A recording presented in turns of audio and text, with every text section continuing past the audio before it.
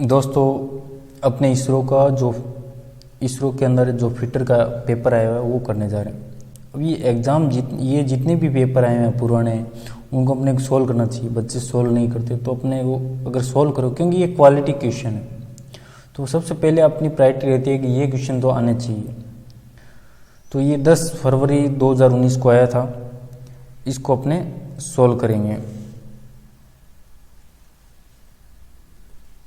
पहला question, the accuracy of vernier bevel protector is, मतलब vernier bevel protector की accuracy कितनी है। देखो, वर्नियर बेवल प्रोटेक्टर इस तरह का दिखता है, तो राइट आंसर क्या है, 5 मिनट। दूसरा क्वेश्चन है, most taper is mentioned in which number form. देखो, ये लगभग 8 साइज में होता है, 0 से लेके 7, मतलब टोटल 8 साइज है, 8 साइज में अवेलेबल है। इसका यूज़ कहाँ होता है, ये एक तरह से खुद टेपर स्पिंडल होता है, और इसका यूज़ होता है ड्रिल प्रेस में, ड्रिल प्रेस स्पिंडल और लेथ मशीन पर यूज़ होता है। वहाँ क्या कहते हैं, वहाँ अपने क्या करते हैं, टूल को माउंट करने के लिए यूज लेते हैं। जितने भी ये जो ओल्ड टेपर सैंक ड्रिल रीमर्स वगैरह जितने भी टूल होल्डर्स हैं, जो इसकी सहायता से ही बनते हैं, इसके मोस्ट टेपर सैंक से ही बनते हैं। इस तरह का आप एक फोटो से आप देख सकते हैं, मोस्ट टेपर का एक फोटो है। तीसरा क्वेश्चन ये है, what is the mean by toughness of material. Toughness of material से आप ये समझ सकते हैं, टफनेस की जब भी बात करते हैं तो आपके दिमाग में ये चीज़ होनी चाहिए, या तो shock resistance, suddenly applied load, या impact. The right answer is C, property of material to withstand shock और इम्पैक्ट। चौथा क्वेश्चन है, जो drill point grinding gauge use to check the length of cutting edge, मतलब cutting edge के जो length check करने के लिए यूज लेते हैं, उसमें जो पॉइंट एंगल कितने का होता है, 118 डिग्री का। पांचवा क्वेश्चन है, standard wire gauge is use to measure. Standard wire gauge, तो आप बच्चा सोचेगा कि वायर ही मेजर करते हैं, इससे अपने सीट जो घरों में जो भी लोहे की चादर और वगैरह होते हैं ना, मेटल की, वो भी इससे मेजर होती है। तो राइट आंसर इज सी।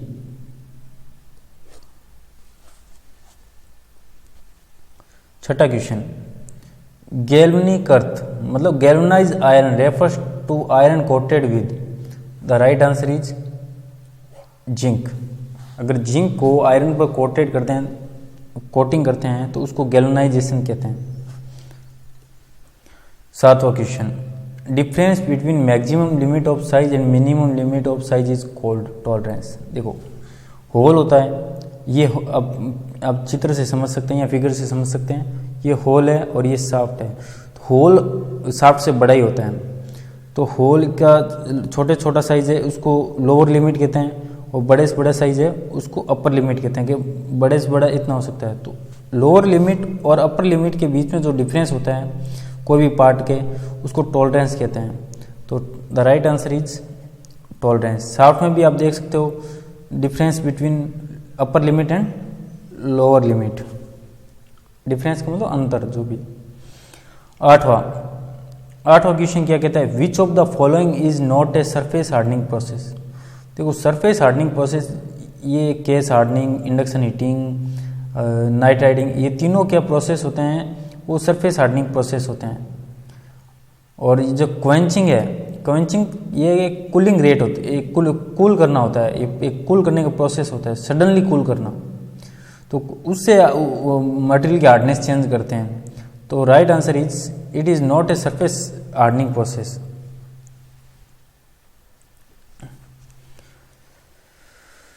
नवा क्वेश्चन में ये क्या पूछ रहा है, what is the use of ratchet stop in micrometer. अब रेचेट स्टॉप ये वर्ड सुना होगा माइक्रोमीटर में, ये पीछे होता है। देखो, ये पीछे वाला पार्ट है ना, ये होता है। तो इसका क्या यूज करता है, ये प्रेशर मेंटेन करता है, यूनिफॉर्म प्रेशर बनाता है, ensuring uniform pressure between measuring surfaces. जो मेजरिंग सरफेसेज है ना, यहाँ यूनिफॉर्म ये प्रेशर मेंटेन करता है। तो राइट आंसर इज ए। और एक क्वेश्चन इसमें ये और बन सकता है, सर्कुलर स्केल किस पर बना होता है? थिम्बल पर। क्या होता है? थिम्बल पर, थिम्बल वाला पार्ट है वहां पर सर्कुलर स्केल बना होता है। 10वां क्वेश्चन है। 10वां क्वेश्चन में ये क्या पूछ रहा है? For a power hexa blade pitch means, pitch होता है एक्चुअली क्या होता है अपने पावर हेक्सा में 14 से 32 टीथ पर इंच, मतलब पर इंच पर काउंट करते हैं, मतलब कितने नंबर ऑफ जो टीथ हैं, जो दांत हैं वो पर इंच में कितना होता है? 1 इंच में लगभग आप 2.54 सेमी होता है। कितना होता है? 2.54 सेमी। अगर इसको अपने mm में बदलें, इसको mm बदलें तो 10 से मल्टीप्लाई करेंगे तो 25.4 mm, लगभग 25 mm। तो पर इंच या बोल दो या अपने 25 mm पर लेंथ। तो right answer is C. What is the cutting angle of general purpose drill? 118 degree centigrade. ये होता है कि ये जो एंगल होता है ना, इसको कटिंग एंगल कहते हैं। कितना है? 118 डिग्री। 12वां question. For mass production of threads on bolts process followed is. जो थ्रेड है, बोल्ट पर थ्रेड बनाते हैं, तो वैसे तो आप लेथ मशीन पर बना सकते हो, पर आपने को एक थोड़ी बोल्ट बनाना है, दुनिया भर के बनाना है, बहुत ज़्यादा बनाना होता है, तो अपने थ्रेड रोलिंग यूज करते हैं। क्या यूज करते हैं? Thread rolling. अब देख लो 2 रोलर लगे हुए हैं जिनमें थ्रेड बने हुए हैं। ये क्या थ्रेड कटिंग कर रहे हैं इस शाफ्ट पर, जो स्मॉल डायमीटर की शाफ्ट है इस पर। तो और यहाँ आप देख सकते हो बोल्ट पड़े हैं, तो वो भी कटिंग किए हुए हैं थ्रेड इसमें। तो इस तरह के प्रोसेस होते हैं, तो अपने थ्रेड रोलिंग यूज लेते हैं। 13वां नंबर क्वेश्चन। 13वां नंबर क्वेश्चन क्या कहता है? Purpose of die nut.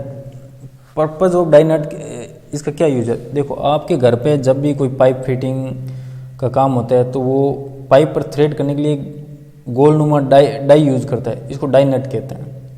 इसका काम है थ्रेड बनाना और chasing and conditioning damage thread.